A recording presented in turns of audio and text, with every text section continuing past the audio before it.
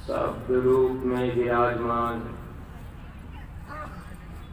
परम पूज्य स्वामी जी महाराज, परम श्रद्धेय पूज्य महाराज जी के चरणों में कोटि कोटि नमन प्रणाम करते हुए गुरु महाराज के इस पावन भंडारे में उपस्थित सभी सत्संगी धर्म प्रेमी भाई बहनों को खास तौर से संगत में सक्रिय रूप से कार्य कर रहे जिले स्तर के सभी जिम्मेदार प्रेमियों को, तहसील स्तर, ब्लॉक स्तर, न्याय पंचायत तथा गांव-गांव में सक्रिय रूप से सेवा कर रहे सभी सेवादार जिम्मेदार प्रेमियों को सादर जय गुरुदेव। परमार्थी प्रेमी भाई बहनों, हम सब लोग परा विद्या के विद्यार्थी हैं। इस आध्यात्मिक विद्यालय में आत्मिक लाभ लेने के लिए हम सभी प्रेमी भाई बहन अपना अपना समय दे रहे हैं। आज इस संसार में अगर देखा जाए, हर आदमी अपने शरीर और स्वार्थ के लिए दिन रात मेहनत करते रहते हैं। शरीर के सुख के लिए हर लोग दिन भर प्रयास करते हैं। शरीर के सुख के लिए ही लोग धन दौलत रुपया पैसा इकट्ठा करते हैं, जबकि इस बात को हम सब लोग जानते भी हैं कि यह मानव शरीर आज नहीं तो कल जरूर ही छूटेगा। समय पूरा होते ही इस किराए के मकान से हम सब जीवों को निकाल दिया जाएगा। अगर कोई इंसान चाहे कि हम इस शरीर में हमेशा रहेंगे, तो इस शरीर में हम सब लोग हमेशा नहीं रह सकते। जब शरीर से हम लोगों को निकाल दिया जाता है, फिर ये शरीर हम लोगों का मुर्दा पड़ा रहेगा। लोग ले जा कर के अपने रीति रिवाज के हिसाब से शरीर को जला देंगे या तो दफना देंगे। शरीर का इतिहास यहीं पर खत्म हो जाता है। लेकिन इस शरीर से हम लोगों को जो निकाल दिया गया, यानी जीवात्मा को निकाल दिया गया, जब ये जीवात्मा इस शरीर से निकल गई, अब शरीर की कोई कीमत कदर नहीं रह गई। हम लोगों का नाम और मान सम्मान, जाति बिरादरी सब यहीं पर खत्म हो जाती है, क्योंकि हम लोग अपने को शरीर मान चुके। जब महात्मा जीवन में मिलते हैं तो महात्मा हम जीवों को प्रेम प्यार से समझाते हैं कि हे इंसान, आप शरीर नहीं हो, आप आत्मा हो। आत्मा अजर अमर अविनाशी है। आत्मा का कभी नाश नहीं होता। जब इस शरीर से आत्मा को निकाल दिया जाता है इसी आत्मा को धर्मराज के दरबार में पेश किया जाता है। गुरु महाराज सत्संग में सुनाया करते थे, धर्मराज के दरबार में 1 मिनट का समय नहीं लगता। अच्छा बुरा जो भी कर्म हम लोगों ने अपने जीवन में किया है, इन कर्मों की सजा हम सब जीवों को सुना दी जाती है। जब कर्म की सजा सुनाई जाती है, उस समय कोई अपना नातेदार रिश्तेदार, कोई अपने सगे संबंधी, कोई संगी दोस्त यार मित्र साथ नहीं देते हैं, क्योंकि धर्मराज के दरबार में हम जीवों को अकेले ही पेश किया जाएगा। कर्म का हिसाब जब किया जाएगा, वहाँ कोई गवाही करने वाला भी नहीं मिलेगा। जैसे यहाँ अगर कोई मुकदमा हम लोगों का हो जाए, अब हम आप कचहरी में अपनी जीत के लिए अपने तरफ से हम आप झूठी गवाही भी करवा लेते हैं, रुपया पैसा दे करके मुकदमा अपने पक्ष में करवा लेते हैं। लेकिन गुरु महाराज बताया करते थे, धर्मराज की कचहरी में सच्चा इंसाफ होता है, वहाँ कोई घूस नहीं चलेगा। वहाँ रुपया पैसा हम आप देकर चाहे कि हम अपने कर्म जाल से छुटकारा पा जाएं, कर्म फल हमको न भोगना पड़े, तो ऐसा नहीं होता। वहाँ पर कर्मों का जब हिसाब होगा, वहाँ गवाह गवाही भी करेंगे। गुरु महाराज सत्संग में सुनाया करते थे, जिस मालिक ने ये शरीर हम लोगों को दिया है, उस मालिक ने अब हम लोगों के साथ में 2 दूतों को भी लगा दिया है। एक दूत का काम है अच्छा बुरा जो भी कर्म हम आप करेंगे, जब हिसाब होगा तो वो फाइल खोल करके दिखाएगा कि इस आदमी ने अपने जीवन में इतना बुरा काम किया है। बुरे कर्म ही हम लोगों को ज़्यादा निकल जाते हैं, अच्छे कर्म ज़्यादा निकल नहीं पाते। सबसे पहले बुरे कर्म की सज़ा दी जाती है। जो भी बुरा कर्म हम लोगों ने किया है, अब उसकी सज़ा हम जीवों को भोगनी पड़ेगी। आज संगी दोस्त यार मित्र के कहने पर या अपने स्वार्थ के लिए, अपने शरीर के सुख के लिए कहीं हम आप चोरी बेईमानी धोखाधड़ी कर लिए, किसी को हम आप मार काट दिए, किसी का धन हम आप हड़प लिए। जो भी कर्म हम आप करना चाहते हैं, उस मालिक ने हम लोगों को कर्म करने की आज़ादी दे रखी है। अब हम लोग कर्म करने के लिए आज़ाद हैं, चाहे अच्छा कर्म कर लें या बुरा कर्म कर लें। कर्म करने का अधिकार तुमको मिला, चाहे अच्छा करो या करो तुम बुरा। पेशी होगी जब भगवान के दरबार में, करने कोई सिफारिश न तेरा खड़ा। धर्मराज के दरबार में अब कोई सोर्स कोई सिफारिश, अब यहाँ के नातेदार रिश्तेदार सगे संबंधी नहीं जाएंगे। अब वहाँ तो जब हिसाब होगा तो वो दूत बता देगा, फाइल खोल के दिखा देगा कि इस आदमी ने अपने जीवन में इतना बुरा काम किया, ये चोरी किया है, बेईमानी किया है, इसने धोखा दिया है, इसने माँ बहनों को शराब के नशे में बुरी निगाह से देख लिया है।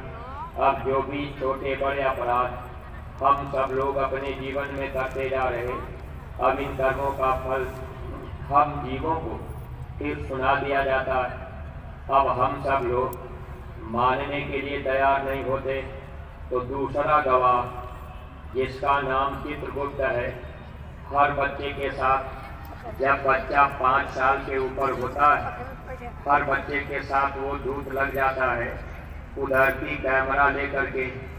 अब वो हम लोगों के कर्मों का फोटो खींचता रहता है, चाहे 7 कोठरी के अंदर कोई बुरा कर्म हम आप कर रहे, किसी जीव को मार काट के हम आप खा रहे, अब वो सब कर्मों को छाप लेता है धर्मराज के दरबार में। अब वो रील चला के दिखा देता है कि इस आदमी ने अपने जीवन में जब इनको ये मानव जन्म मिला था, तो इन्होंने इतना बुरा अपराध किया।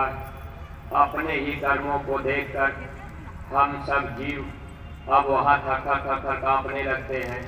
धर्मराज आदेश देते हैं कि अब इस जीव को ले जाओ, इसको ले जा करके वहाँ नरकों में डाल दो। जैसे आज पूज्य महाराज जी बता रहे थे, करोड़ों करोड़ों वर्षों के लिए हम जीवों को नरकों में डाल दिया जाता है, वहाँ हम लोगों को जलाया जाता है, वहाँ सड़ाया जाएगा, वहाँ काटा जाएगा। अगर कोई इंसान इस मानव शरीर को पाकर आज हम सब लोग किसी माँ बहन को बुरी निगाह से देख लिए, कोई बुरा वचन हम आप बोल दिए, कोई बुरा कर्म हम लोगों ने कर दिया, तो धर्मराज के दरबार में जब हिसाब होगा, अब वहाँ लोहे के राड, जैसे लोहार लाल करके रखता है, ऐसे राड आँखों में डालकर इन आँखों को फोड़ दिया जाता है। लेकिन ये शरीर नहीं रहता और ये चर्म आँखें नहीं रहती। जीवात्मा उस समय लिंग शरीर में रहती है।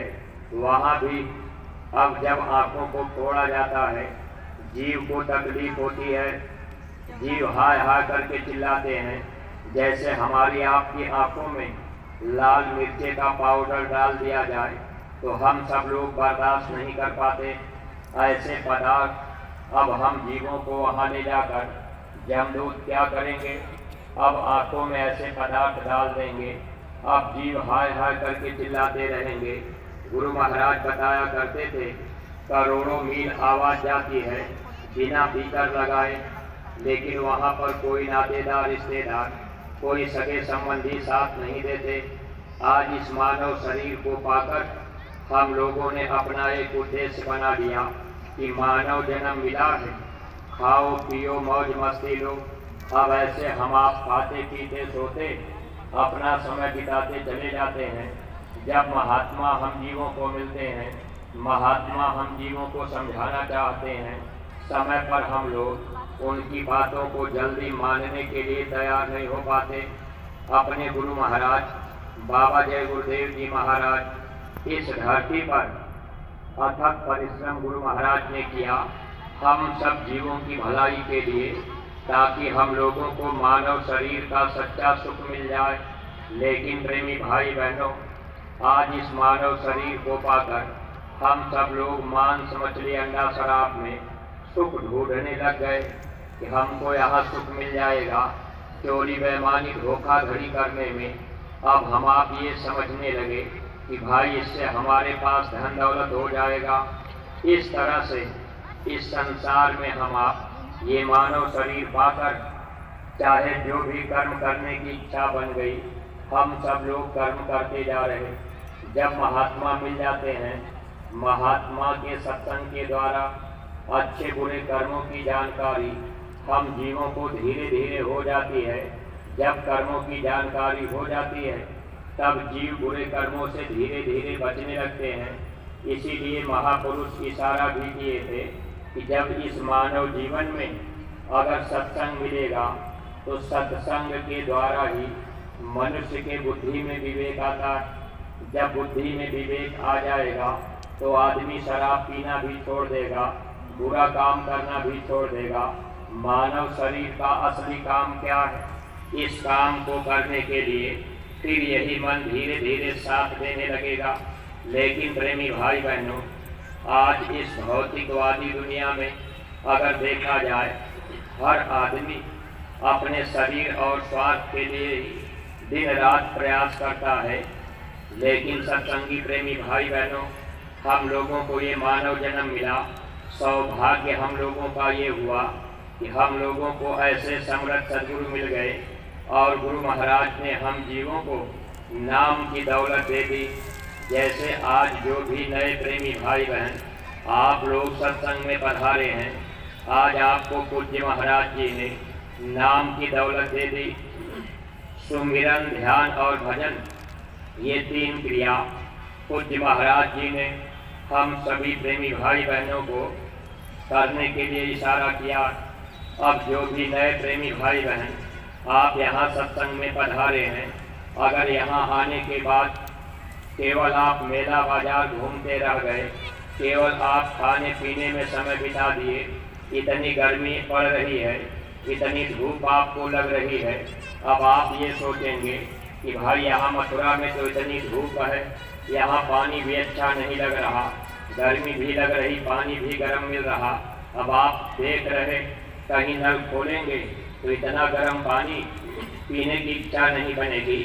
लेकिन प्रेमी भाई बहनों, ये तो 1 2 दिन 4 दिन की बात है। विचार कीजिएगा, अगर हम आप इस स्थान पर आकर नाम की दौलत नहीं ले पाए, अगर नाम सुन भी लिए, हम आप सुमिरन ध्यान भजन नहीं कर पाए, ऐसे ही अपना जीवन अगर बिताएंगे तो एक न एक दिन इस जीवात्मा को शरीर से जब निकाला जाएगा, कर्म का हिसाब किया जाएगा, फिर ले जा करके नरकों में डाला जाएगा। वहाँ नर्क से जब निकाला जाएगा तो फिर ले जा करके 84 में डाल दिया जाएगा।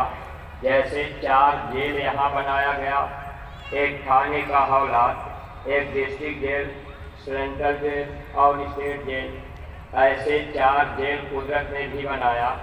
अस्थावर, उष्मज, अंडज और पिंडज, ये 4 जेल हैं। अब इसी जीवात्मा को ले जाकर पेड़ पौधे में बंद किया जाएगा, फिर कीड़ा मकोड़ा बनाया जाएगा, सर्प गोजर बिच्छू बनाया जाएगा, फिर वहाँ से निकाल करके कुत्ता सुअर बिल्ली घोड़ा गधा बना दिया जाएगा।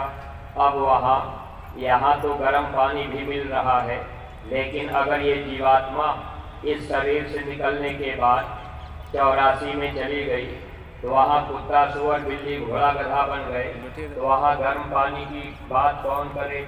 वहाँ तो गंदे नाले का पानी अगर घर के बाहर कहीं गड्ढे में पड़ा होगा, अब उसमें से बदबू भी आती होगी। हम आप पक्षी बन करके कुत्ता सुअर बिल्ली घोड़ा गधा बनकर अब वही पानी पिएंगे, अपनी प्यास मिटाने का प्रयास करेंगे।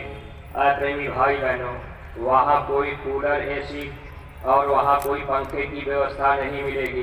84 लाख योनियों में जब इस जीवात्मा को डाल दिया जाता है, वहाँ दुख ही दुख मिलता है। महात्मा जब इस धरती पर मिल जाते हैं, नाम की जड़ी देकर, नाम की दवा देकर हम जीवों को 84 की पीड़ा से बचाना चाहते हैं।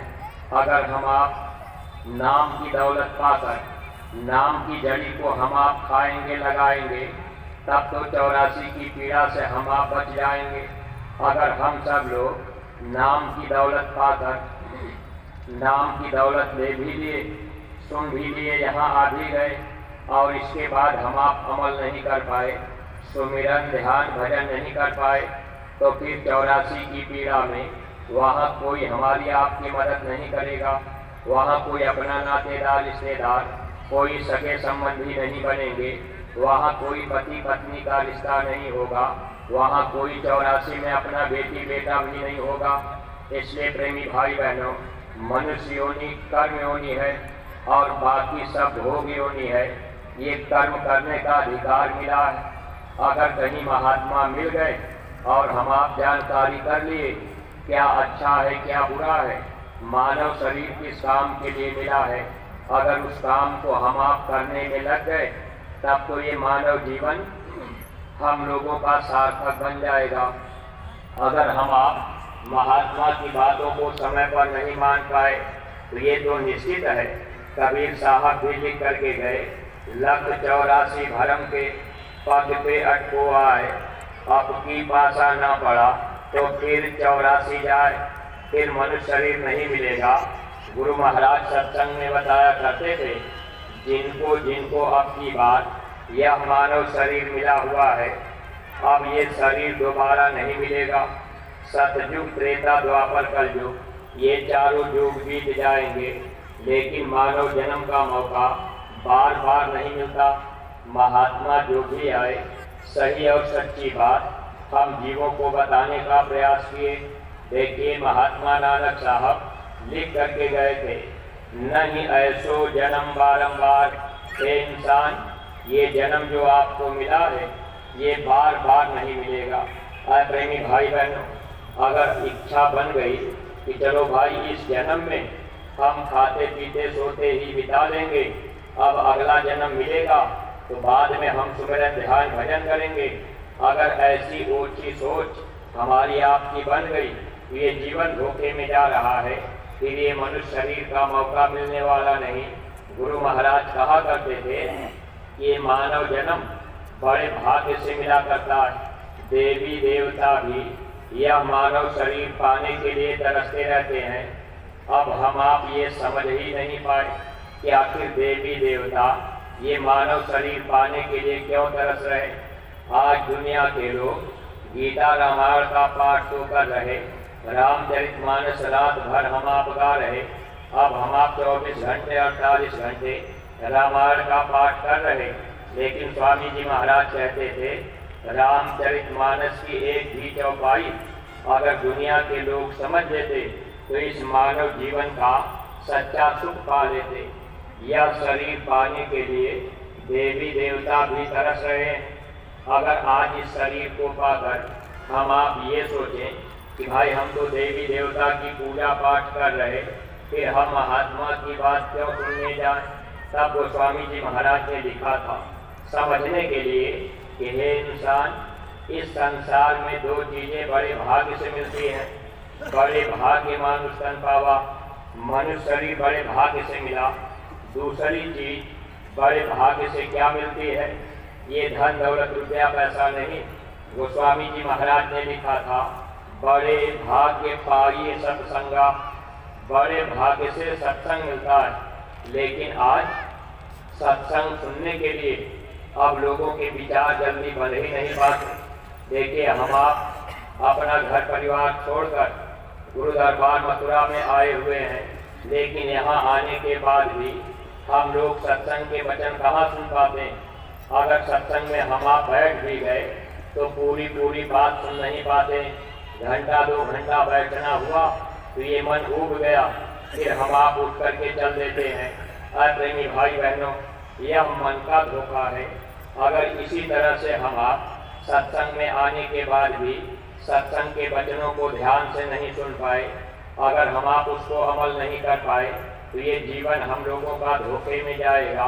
महात्मा जब जीवन में मिल जाते हैं तो महात्मा हम जीवों को रास्ता बता देते हैं। वैसे घर परिवार महात्मा नहीं छुड़ाते, महात्मा साधु नहीं बनाते। अब हम लोगों को गुरु महाराज ने यही तो कहा था कि बच्चे मैं किसी को साधु नहीं बनाता, मैं किसी को जंगल में नहीं भेजता, मैं किसी से कपड़ा नहीं बदलवाता। गुरु महाराज ने कहा अपने घर परिवार में रहना, बाल बच्चों की आए गए की सेवा करना, माता पिता की सेवा करना। गुरु महाराज ने कहा 24 घंटे में 22 घंटे का समय आप दुनिया के काम में लगा देना, अपने शरीर के लिए, अपने बाल बच्चों के लिए, नातेदार रिश्तेदार के लिए।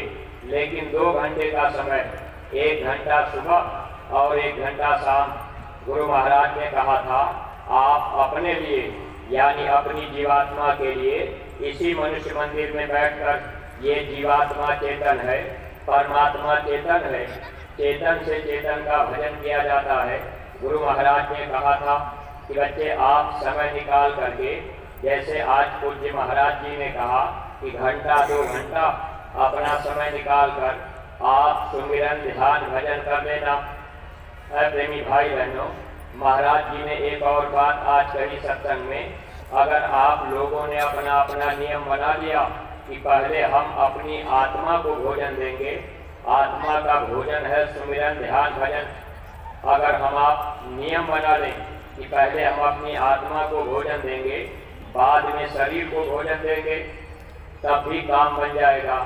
लेकिन एक भी बात, अगर हम आप सत्संग में आकर वचन को न माने तो फिर जीवन तो धोखे में जा रहा है।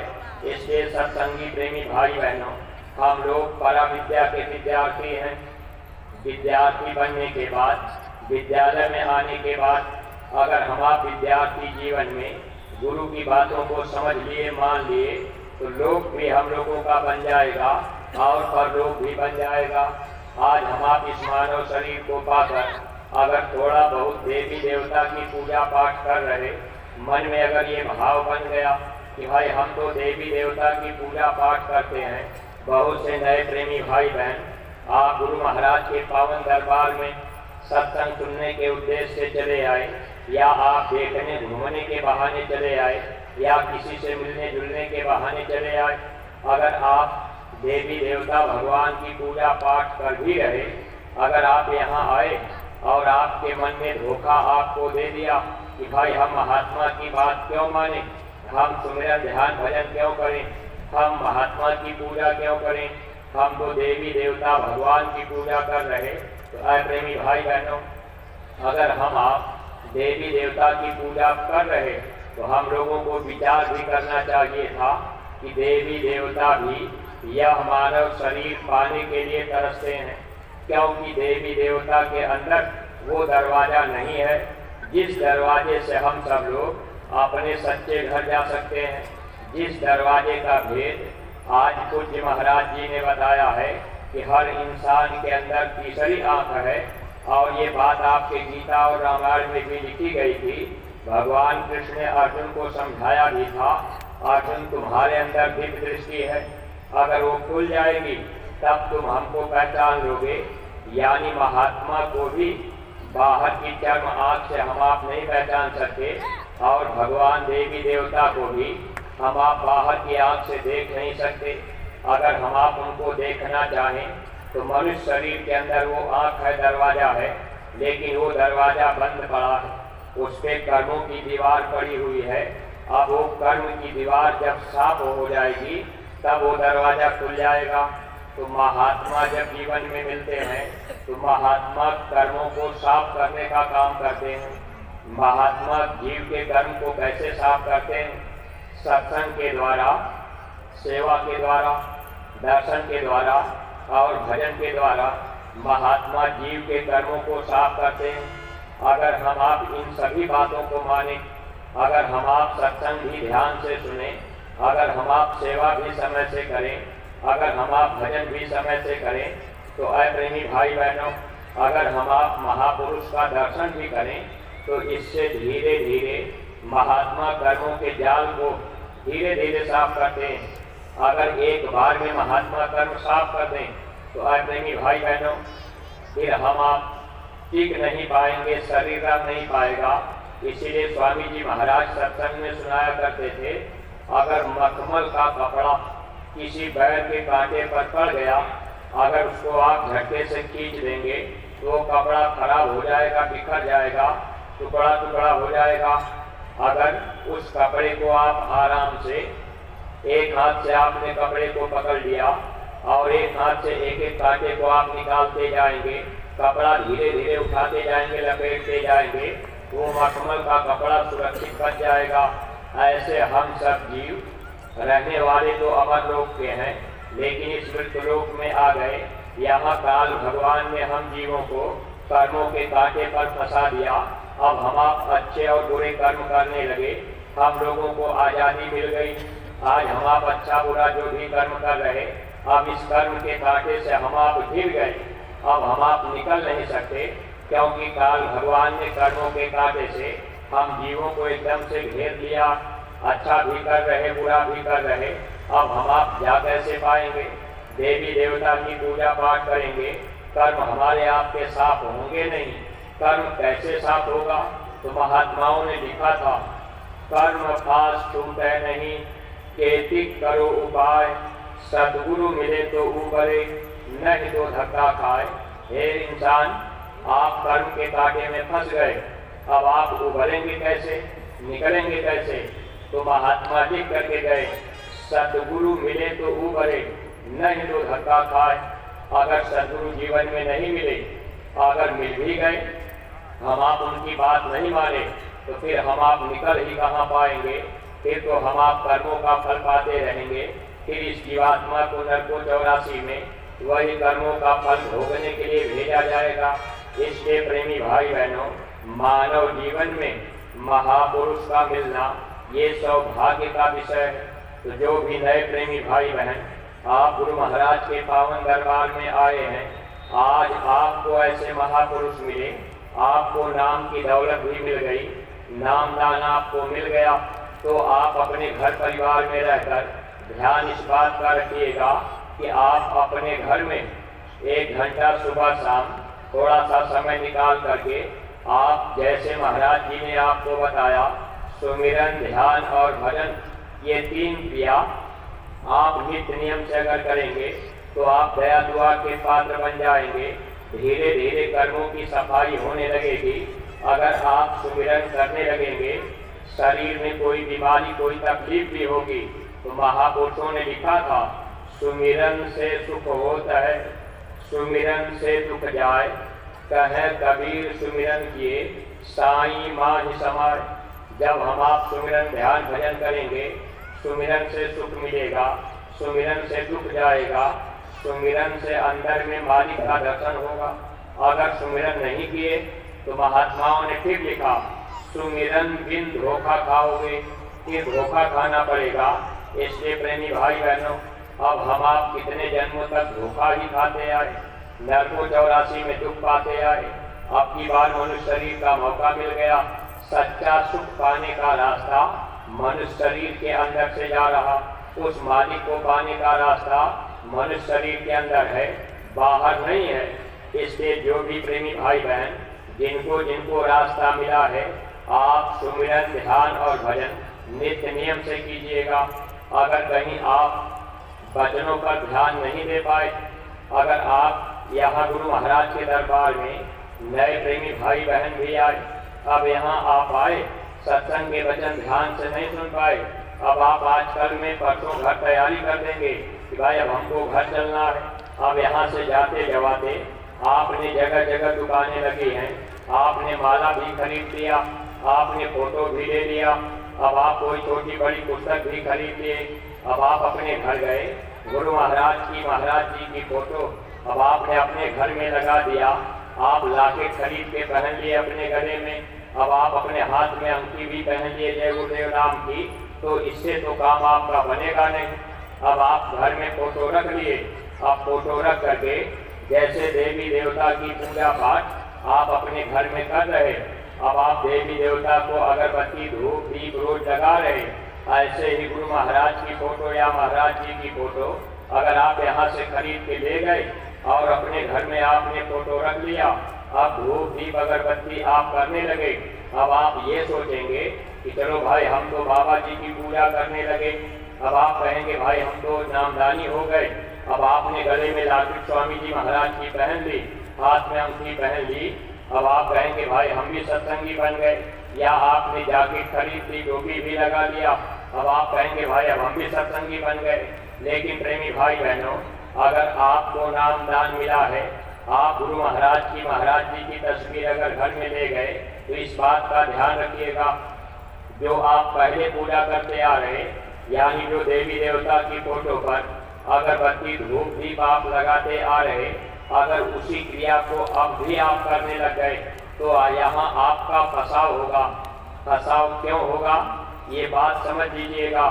ये काल भगवान ने हम जीवों को फंसाने के लिए ये बाहर में देवी देवता अब ये मंदिर मस्जिद बनवा दिए। वैसे सही और सच्ची बात ये है कि देवी देवता भगवान को पाने का मनुष्य शरीर ही असली मंदिर है, और वो जो बाहर में हम लोगों ने बनाया ये नकली है। इसीलिए महात्माओं ने लिखा था, नकली मंदिर मस्जिदों में जाए सद अफसोस है, कुदरती काबे का साकिन दुख उठाने के लिए ये मनुष्य शरीर ही कुदरती काबा है, यही भगवान का असली मंदिर है। और इसी मनुष्य मंदिर में वो परमात्मा की वाणी ऊपर से हर इंसान के पास तक आ रही है। जैसे आज पूज्य महाराज जी ने बताया कि बाहर के कान बंद करने के बाद जब आप भजन पर बैठेंगे तो आपको आवाज़ सुनाई देगी। अगर हम आप रोज रोज अभ्यास करेंगे, वो आवाज़ अगर पकड़ में आ गई तो हम जीवों का काम बन जाएगा।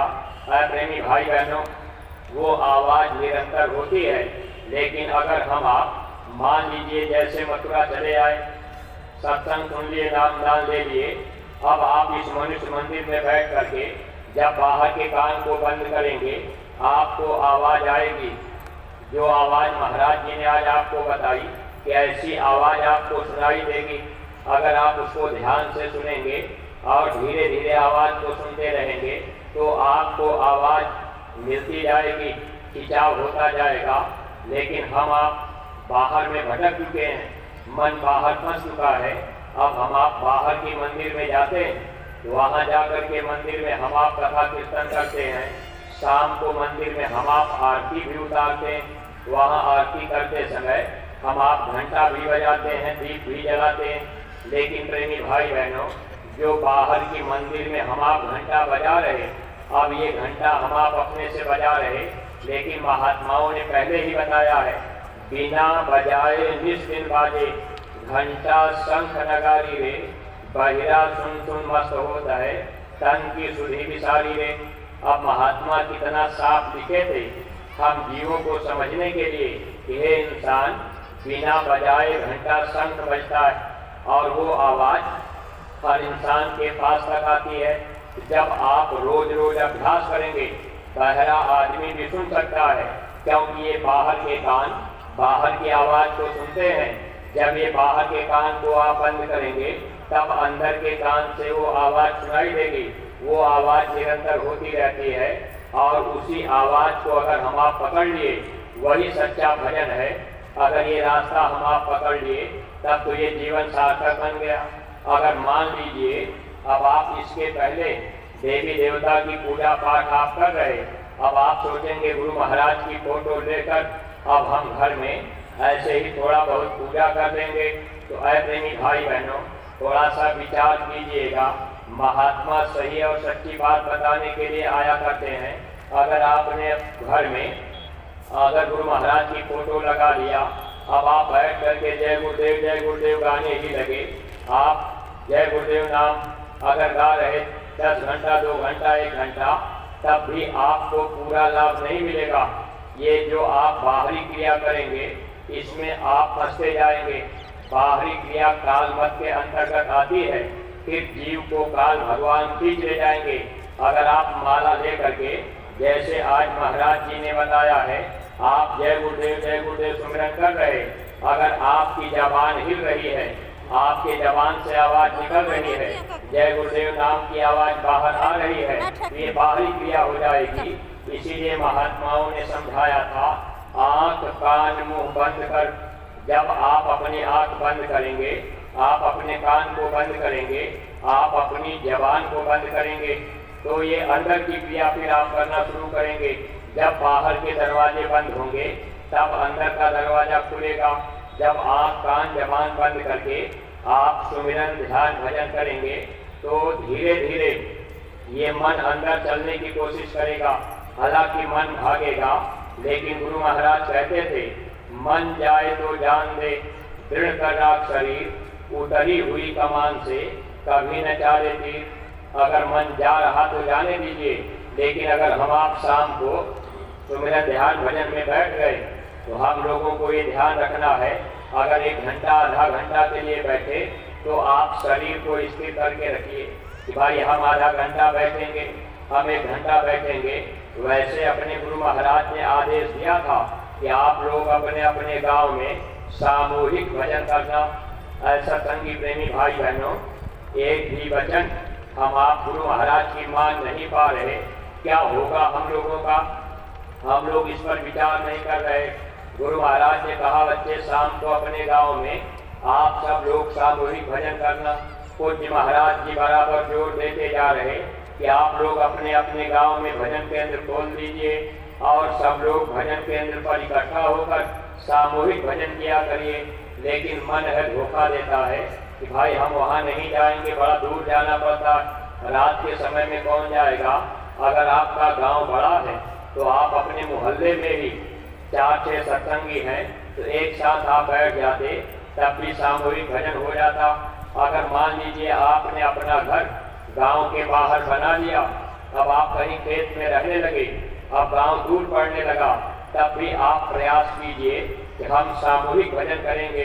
अगर अपने ही परिवार के लोगों को, अपने बच्चे को, बहू को, माता पिता पति पत्नी भाई परिवार में जितने सदस्य हैं, शाम को एक साथ अगर अपने घर में हम आप बैठने लगते, तो ये सामूहिक भजन हो जाता। लेकिन गुरु महाराज की बातें हम आप नहीं मान पा रहे। ये मन है, ये आत्मा का दुश्मन है। मन गुरु की बात हमेशा काटता रहता है।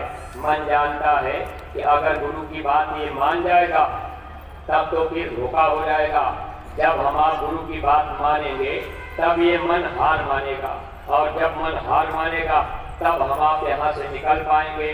जब तक हम आप मन के कहने में चलेंगे, तब तक हम आप परमार्थ कमा नहीं सकते। इससे प्रेमी भाई बहनों, केवल गुरु का वचन हम लोगों के लिए लाभकारी होता है। इसलिए हम आप जब अपना नियम